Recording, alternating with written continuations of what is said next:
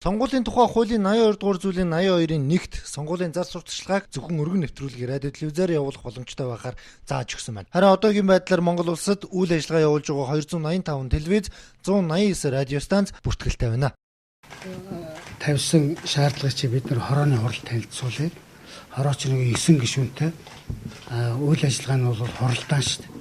Тэгээ олонхоороо асуудлаа шийдвэрлэдэг. Өргөн нэвтрүүлгийн телевиз гэдэг статустай тусгай зөвшөөрөл олгогдсон телевиз радио бол Улаанбаатар хотод болон орон даяар нэвтрүүлгээ цацдаг нийт 18 телевиз байдаг. Монголын үндэсний телевиз ороод орон нутагт бол аймгийн төв буюу Сумдад үйл ажиллагаа явуулж байгаа өргөн нэвтрүүлгийн гих статустай 74 телевиз үйл ажиллагаа явуулж байгаа. Радиогийн хувьд бол Улаанбаатарт 31 радио, орон нутагт бол 50 гаруй радио үйл ажиллагаа явуулж байгаа.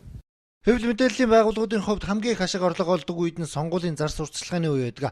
Гэтэл 285 телевизийн 193, 189 радиогийн 99 сонгуулийн сурталчилгаа явуулах боломжгүй боллоо. Бизнесийн байгууллагын хувьд хүнд цохилт болж байна. Хувь хүнийхээ үүднээс ингээд харахад бол аль нэгэн аж ахуй нэгжүүдийг гаргана, аль нэг нь болохгүй гэдэг нь бол зөв юм буруу юм уу гэдэг дээр бол би зүгээр эргэлзэж байгаа. Тэгвэл заавалч улсын байцаагчийн дүгнэлт гарч иж түүн дээр үнэлж бид нар бол дүгнэлтээ гаргахгүй болохгүй. Одоо сонгуульд өгч байгаа учраас хуулийн хугацаа бид нар бас баг үлдээд байна л гэсэн үг тий. Тэгэхээр энийг аль болохоор та одоо яаралтай гормоор байд юм уу тий? Ямар нэгэн байдлаар одоо бас ингэж шийдэж өгөөч л гэж тий дүгнэлт гаргаж тий.